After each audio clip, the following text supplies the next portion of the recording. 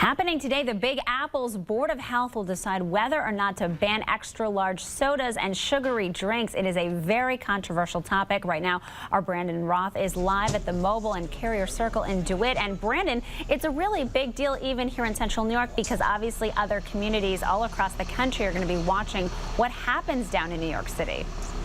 Yeah, really. Actually, Cambridge, Massachusetts, they've already said that they're proposing a similar bill, so you could see a ripple effect based upon what the Board of Health decides down in New York City, and they are expected to pass this. This has been a big push by Mayor Michael Bloomberg, his anti-obesity campaign, very controversial, as you can imagine.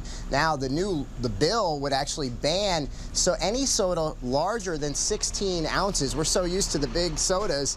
This is 16 ounces, folks, and this is all you would be able to get in New York City. Now, of course, you could get refills, free refills, but Mayor Bloomberg and his people say studies show that people are pretty much going to drink what size soda they get. So if it is in a 32 ounce, they'll drink the whole 32 ounce, and that's why they want the ban.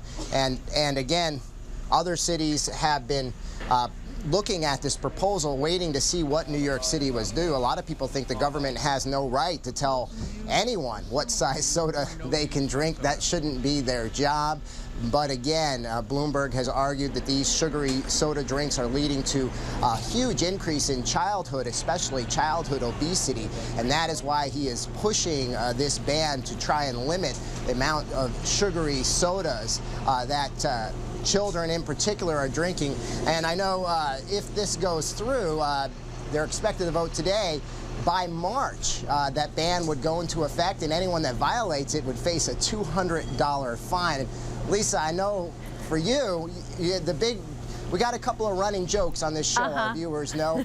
I brag about playing football a million years ago and bore everyone to death with my glory day stories. Peter is dorky about food, lovingly dorky, and you are neurotic about your fountain soda every day. Yes, I do love it.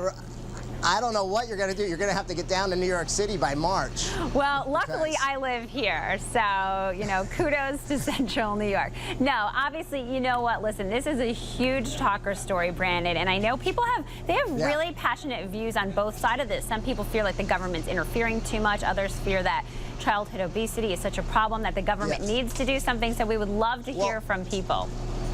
Yeah, really, it is a very interesting debate. I have a feeling that most people are going to say the government has no right to interfere in this, but there are a lot of people, a lot of health advocates that say, hey, it's about time. This is long overdue. So, yeah, we'd like to hear, I'd be very interested to hear what our viewers have to think about this. All right. Well, you can put your comments on our Facebook page. I was going to say, Brandon, yes. Go ahead. I will bring you back a soda, and we want to give a shout out to the folks here at the Carrier Circle Mobile. They're really great, and they're giving us all the soda this morning. Oh, that's very sweet. Listen, thank you so much. That's what I was going to ask you. I was going to say, since you're there anyway, then I don't have to run out. I appreciate it. You're the best. I know. 3/4 diet, a little splash of regular. Splash of regular. You got it. All right. It's coming back, yes. Oh, Brandon, thanks so much. I really appreciate it.